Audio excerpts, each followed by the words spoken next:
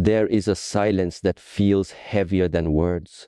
You may have felt it. A silence that lingers between two people, not born from peace, but from absence. When a man is emotionally broken, he does not always leave.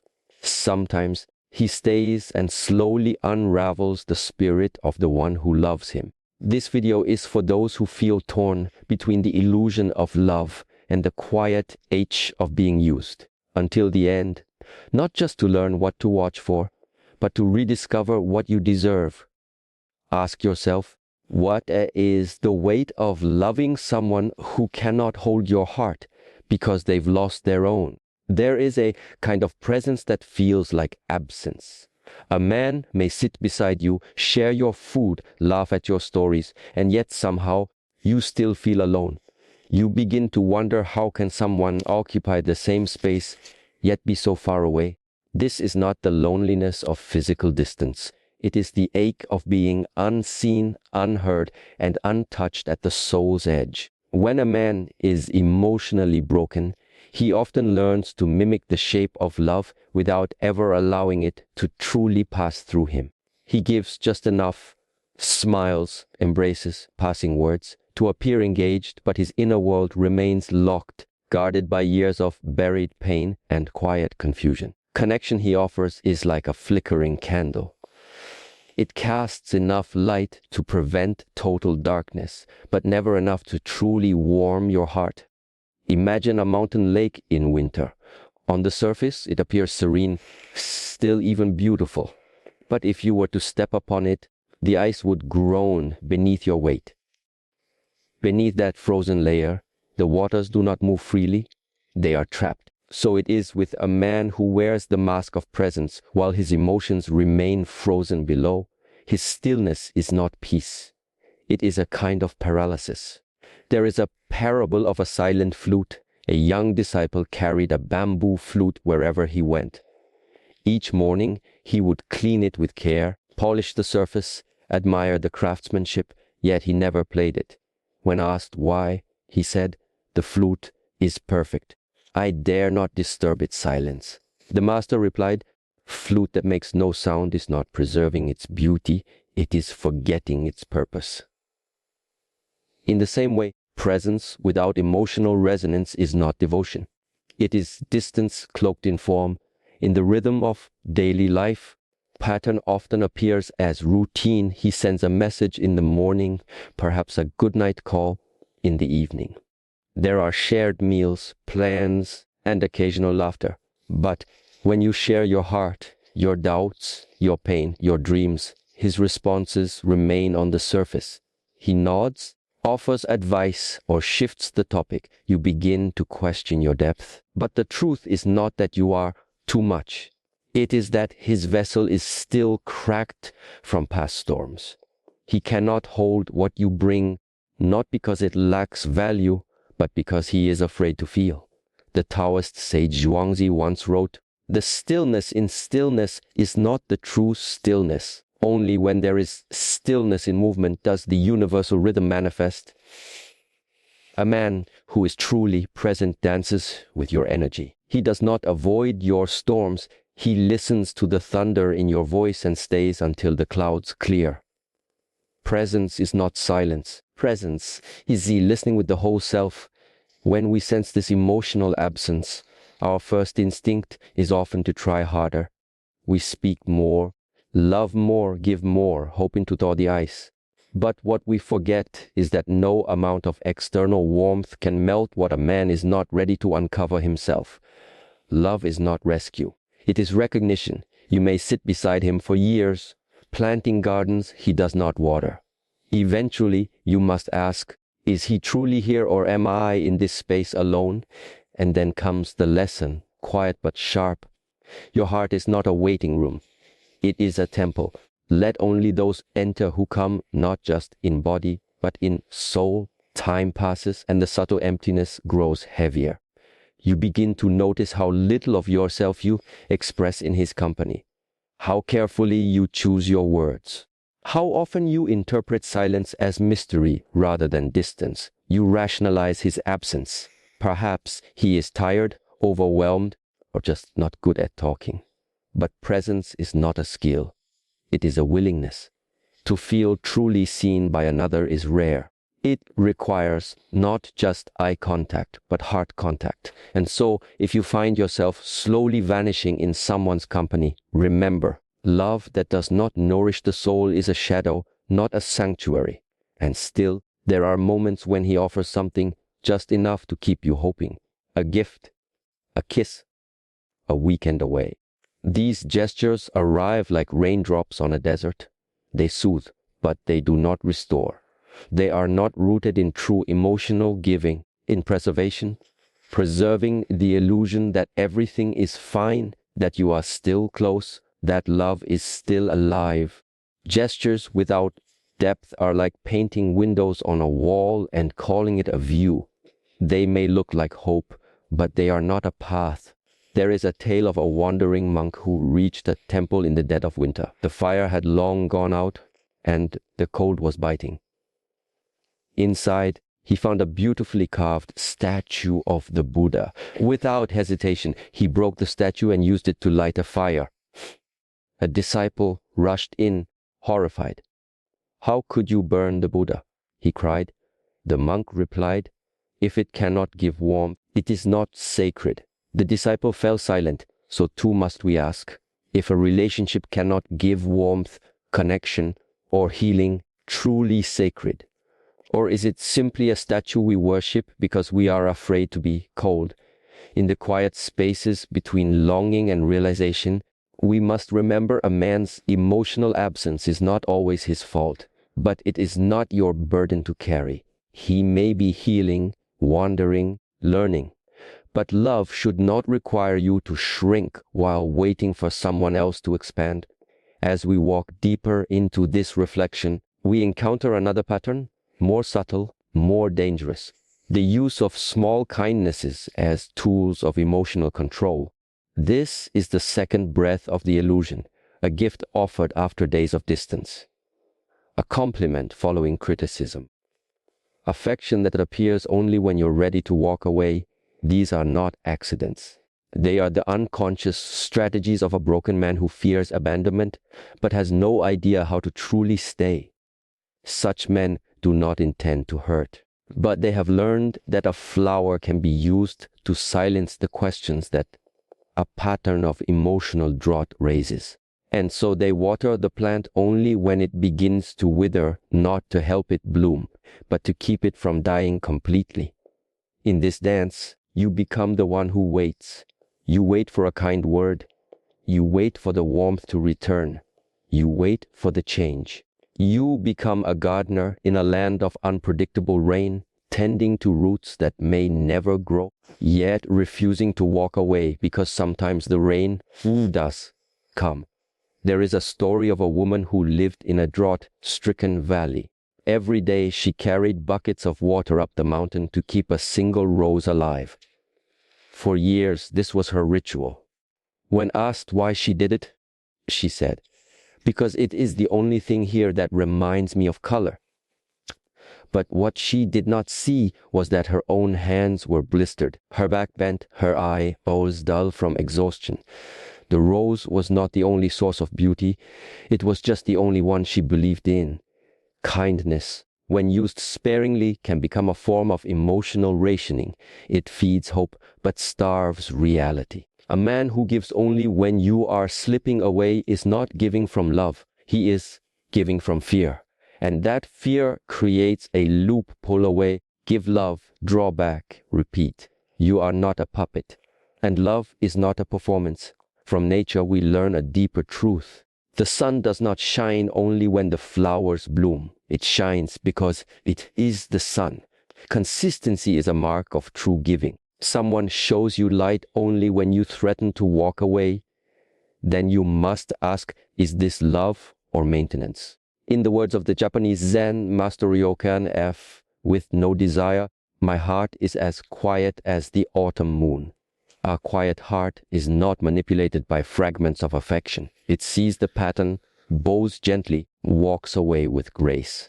But walking away is never easy, especially when those small kindnesses feel like love. We are trained by the world to equate gifts with care, presence with commitment, words with truth. But just as not every cloud brings rain, not every gesture brings healing, you must listen beyond the gift into the intention, beyond the word into the pattern.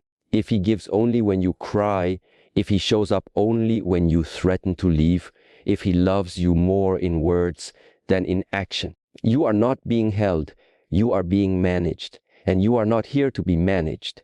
You are here to expand. Love, in its highest form, is a river. It flows freely. It does not wait for storms to quench its banks. It does not appear only when the valley is dry.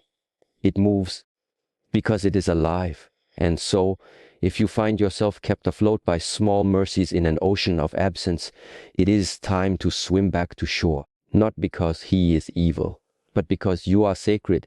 Let every act of withholding reveal a truth. Let every crumb lead you not deeper into the maze, but out of it, let your longing for true warmth be the guide that returns you to yourself. For in the quiet wake of such reflections, we do not lose love. We discover its absence, and in that discovery, we are finally free to seek the kind that does not come and go like weather, but stays like breath. There is a particular kind of confusion that does not arise from chaos, but from contradiction. A smile followed by silence, a promise that dissolves in delay, a hand held warmly today and withdrawn tomorrow. This is the confusion that takes root when a man's energy shifts like the wind, unsteady, without rhythm, always moving, but never settling. In such a relationship, there is no consistency, only flashes of tenderness surrounded by long shadows of doubt. He may love you in the morning and vanish by nightfall, not in body but in spirit. He may speak of a future with you only to disappear into coldness when asked to take a step toward it. These fluctuations do not occur because he is cruel, but because he is fractured. And in his fracturedness, he exerts control not through dominance, but through unpredictability. This is not a path toward love. It is a spiral, always circling, but never arriving. In ancient times, a Zen master gave his disciples a lesson in movement. He placed a candle in the center of the room and spun around it. Flame flickered as he circled it, sometimes closer, sometimes farther away. He then stopped and said, "You confuse the light for truth, but it is the stillness that allows it to shine. When you chase a moving flame, you only burn your hands."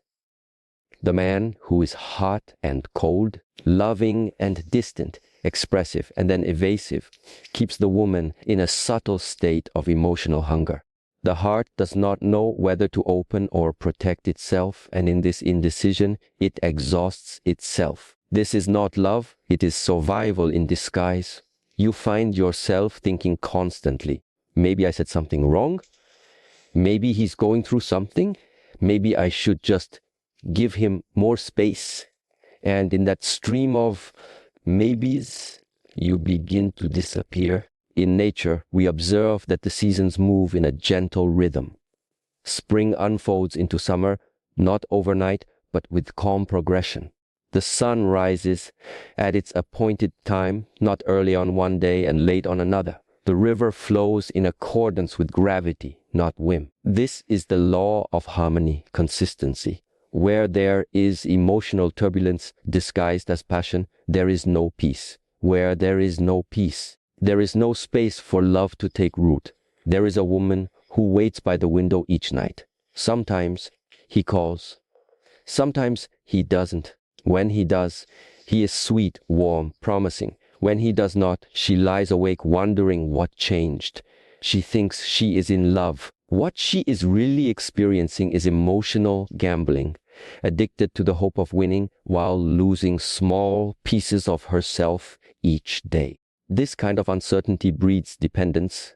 The more inconsistent he becomes, the more tightly she clings, not to him, to the version of him she sees only in fragments. She falls in love with the exception, not the rule. The Chinese philosopher Han Feizi once said, when the water is too clear, no fish will dwell in it. When a man is too changeable, no heart can rest in him. Love must be a home, not a guessing game. Yet for many, the hot and cold dynamic feels strangely familiar, echoes the inconsistencies of childhood, of past relationships, of unhealed wounds. And so we stay, not because we are fulfilled, but because the pattern is known. But comfort and peace are not the same. A familiar storm is still a storm. And so the path forward is not in deciphering his shifting moods, but in stepping back enough to see the pattern clearly. Love that is real does not require constant decoding. It does not make you prove your worth, nor does it arrive and depart like waves. It comes softly and it stays. As we move deeper into this inner landscape, we reach another gate, the absence of vulnerability. This is the place where intimacy withers. For without vulnerability, there is no bridge between souls, only polite interactions and superficial warmth. A man who is emotionally broken often fears what lies beneath his silence. He has become so practiced at hiding his wounds that he no longer knows how to speak of them. Instead, he builds walls of charm, of intellect, of distraction. He may laugh easily but cry in solitude. He may listen to your pain, but never reveal his own. To love such a man is to sit at the edge of a deep well, forever guessing how deep it truly goes. There is a parable from the Shaolin tradition. A student approached the master and asked how to cross a river without a bridge. The master handed him a tightly sealed box and said, "This is full of stones. Throw one each time you step. If the river accepts it, move forward. If not, remain where you are." The student did so, step by step, stone by stone. He crossed. When he reached the other side, he opened the box. Inside, it was empty. "Master," he said, "there were no stones." The master replied, "It was not the stones that held you. It was your trust. Vulnerability is the stone we must throw. Each time we share a fear, a truth, a sorrow, we test the water. If the other meets it with care, we can step forward. But when a man refuses to offer even one stone, we remain stranded, staring across a river we can never cross. In the world of human connection, vulnerability is not weakness. It is the thread that weaves two hearts together. A relationship without it is like a poem without a voice. It may exist, but it will never be heard. A man who avoids vulnerability may do so because he has never been taught how to feel safely. He was perhaps raised in silence, where emotions were tucked away like forbidden letters. He was maybe told that strength is stoicism and softness is shame. And so he grows into a man of walls, tall, protective, impenetrable. You may love him fiercely. You may offer him your soul. But if he cannot lower those walls, you will find yourself loving from the outside, pressing your hand against the glass, waiting to be let in. There is a woman who tells her partner, "I feel afraid sometimes. I worry that I'm not enough." He smiles, brushes it off, says, "Don't be silly, everything's fine." But everything is not fine. What she needed was not reassurance, but resonance, not a solution, but space. He gave her a mirror, not a window.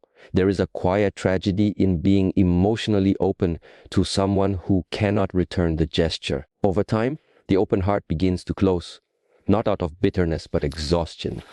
Vulnerability, when unreceived, folds inward. We stop sharing, not because we have nothing left to say, but because we no longer believe it will matter. Lao Tzu wrote, "He who knows others is wise. He who knows himself is enlightened."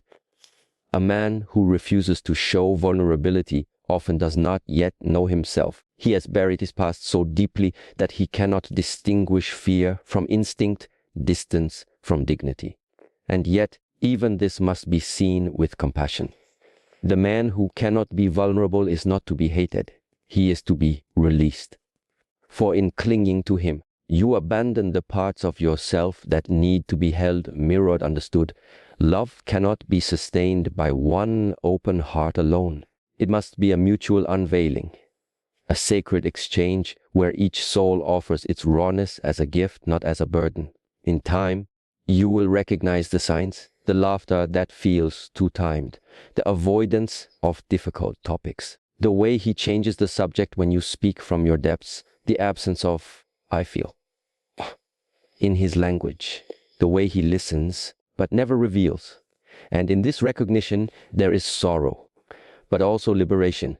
To love deeply is to invite another into your inner temple.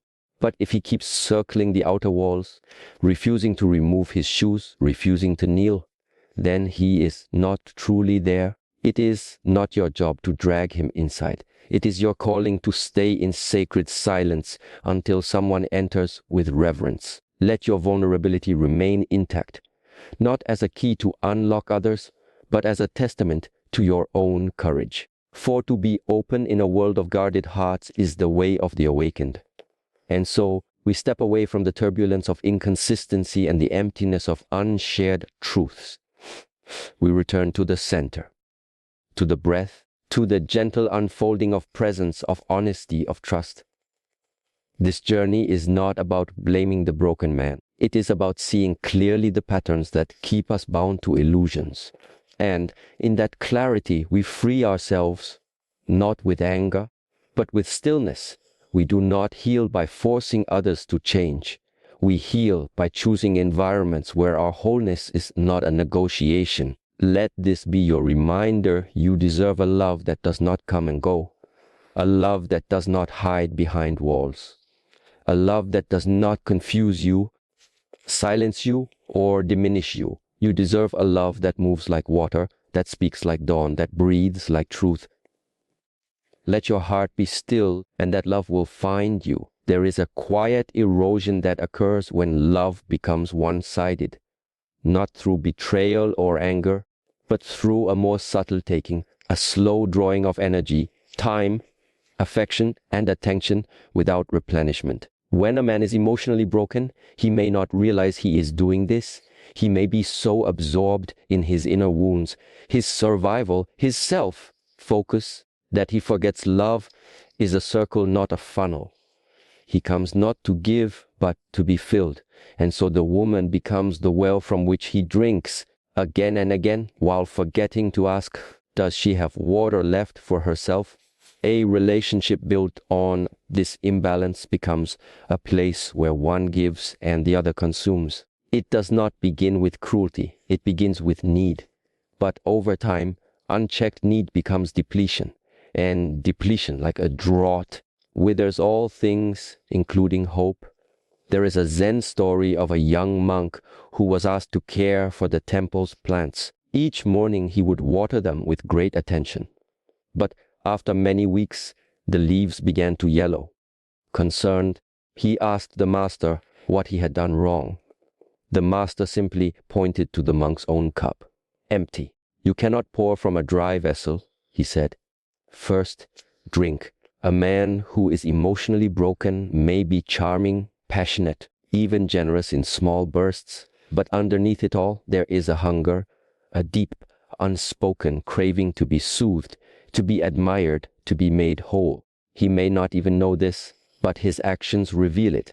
He draws love, validation, energy, and presence from his partner, but offers little in return. Not because he does not want to, but because he does not know how. And so the woman becomes both lover and healer, partner and mother, giver and forgiver. She takes on the weight of his moods, the silence of his wounds, the burden of always being the one who holds the relationship together. Her needs become whispers in the wind, soft, forgotten, postponed. She tells herself, he's just hurting, or if I love him enough, he'll change. But love is not a transaction. It is not a loan to be repaid by future hope. It is a meeting of hearts, not a fixing of holes. In daily life, this pattern shows up in the smallest moments. She cancels plans to be with him, but he rarely does the same. She listens to his worries for hours, but when she speaks of her own, his attention drifts. When he is upset, she comforts him. When she cries, he withdraws. These may seem like small things, but over time, create a landscape of quiet abandonment where her heart beats loudly and his barely echoes back. In the way of nature, we see another truth. The bee visits the flower and takes nectar, but in return, it pollinates. A balance is kept. But when one only takes and never gives, the cycle is broken. The flower dies, and the bee finds nothing left to feed upon. The Buddhist sage Shantideva once wrote, "If you light a lamp for someone else, it will also brighten your path, but the lamp must be shared." When only one holds the flame, the shadows soon return. Still, we must not judge too quickly. The emotionally broken man is not always selfish by choice. He may be blind to the depth of his taking. But even unintentional harm is harm. And the woman who continually gives without receiving must eventually ask, am I growing, or am I shrinking to sustain him? Love should not require self-abandonment. It should not be measured by how much you can endure, or how many times you forgive silence in the hope it will become song. The true test is not how much you love another, how much of yourself remains while doing so. When you feel more like a lifeline than a partner, more like a resource than a beloved, it is time to return inward, to your own breath, your own peace, your own sacred rhythm, and ask gently, what is the cost of staying where I am only seen as a source, not a soul? And so we arrive at the last veil, the most deceptive, perhaps the most dangerous of all, the promise of transformation, spoken often, but never lived. An emotionally broken man may speak of growth with eloquence. He may describe his dreams of becoming better, of healing his wounds, of rising above his past. He may weep in your arms and say, you're the one who makes me want to change. And in that moment, you believe, not just because his words are convincing, but because your heart wants them to be true. But the path of healing is not paved with intention alone. Change is not a story, it is a practice. It lives not in apologies, but in effort, not in declarations, but in discipline. There is a tale from the mountain monasteries. A student came to the master and said, "Wish to become strong?" The master handed him a heavy pot of water and said, "Carry this every day to the top of the hill." The student nodded. But after 2 days, he grew tired. On the third day, he told the master, "I have thought deeply, and I truly desire to be strong." The master said nothing. The next day, the student returned without the pot. The master finally spoke. Desire without action is like wind in a cage. It moves nothing. A man who truly seeks to change will show it in the way he responds to discomfort, in the way he listens instead of defending, in the way he shows up consistently, not only when fear of loss grips him. Words are the beginning. Change begins in the stillness after the words, the space where patterns are tested, where habits are broken, where the inner self must do battle with its old shadows. The woman who stays because of promises must eventually measure them not by volume, by echo. What has changed? What has endured? What has been rebuilt, not just said? In everyday life, the false promise of transformation often sounds like, "I'm working on it," "things will be different soon," or "just need time." These may be true, but they must come with evidence. A man who says he will be better, but continues to wound with the same carelessness, is not growing. He is pacifying. And a woman who waits, hoping each apology is the last, eventually finds herself living in the shadow of potential, not the light of reality. Nature, again, offers wisdom. Tree may look tall, but if its roots are shallow, it will fall with the first strong wind. Growth is not how loudly one reaches upward. It is how deeply one anchors inward. The Stoic philosopher Epictetus once said, "Don't explain your philosophy. Embody it." The same is true of love, of change, of healing. Do not be soothed by explanation. Be moved by transformation. But perhaps most painfully, We must accept that some people love the idea of changing more than the effort it takes to do so. They may not lie. They may even believe their own words. But belief is not enough. The bridge between two people is not built from hope alone. It is built from the daily labor of self-reflection, accountability, and repair. And so the question returns, am I in love with who he is or with who I wish he would become? To wait for change that never arrives is to live in a house that is always being renovated, but never becomes a home. Eventually, the soul tires of the scaffolding, the dust, the delay. It longs not for promise, but for presence. Not for a better tomorrow, but for a real today.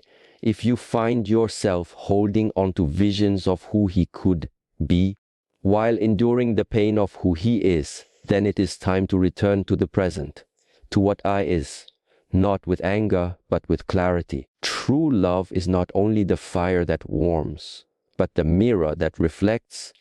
It shows us who we are and who we are becoming. And if what you see day after day is a man who speaks of growth but never plants the seed, then you must ask, am I waiting for a garden that was never sown? There is grace in letting go of what does not grow. There is peace in choosing truth over hope. And there is power in returning to yourself, not because he failed, but because you remembered your worth. Let your journey be guided not by potential, but by presence. Not by what he says he will do, but by what he has already done. Not by the tears he cries in regret, but by the footsteps he takes in change. For love, in its truest form, does not ask you to wait in longing. It meets you where you are, fully, bravely, and now let that be your compass. Let that be your quiet vow. When a man uses a woman while wrapped in the blanket of his own wounds, it is not always with malice. The effect is the same, a quiet erosion of your light. And so, this is not a call to blame him. It is a call to return to you. Like the bamboo that bends without breaking, you too can rise again. But first, you must step out of the shadow and ask, am I being loved or merely tolerated? Am I growing or shrinking to fit someone else's emptiness? Let this be your breath, your beginning. Watch this again, not just to understand him, but to remember yourself